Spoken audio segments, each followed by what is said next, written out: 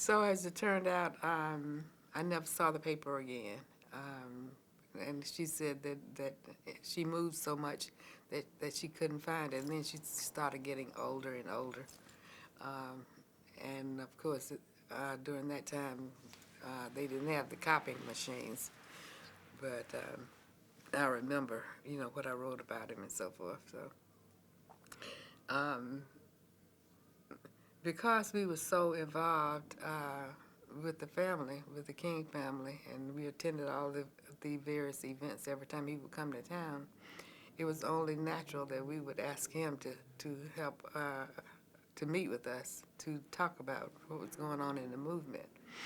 And Julian and I were invited to his home to come and sit down and explain to him exactly what we were doing and how we were organized.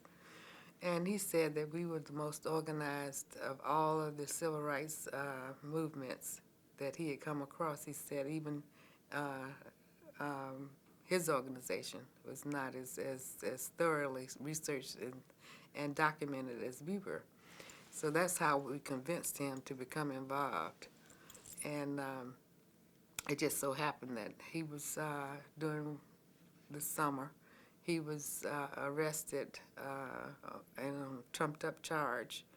And it ended up that we went to jail, and we were in the jail at the same time. And they put the women on one floor and the men on the other floor. So this is the last time that we were arrested after this big march. And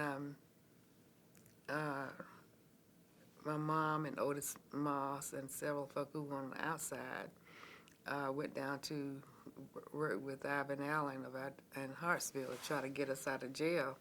And they said that Carolyn is the obstacle because she won't come out. And I said, no, I'm not coming out unless Martin is released also. So they had other plans, of course, because they were going to make a martyr out of him because he was scheduled to go to Reedsville. And we knew that was the worst place possible that he could go. And after the third or fourth day, the whole community was becoming very anxious.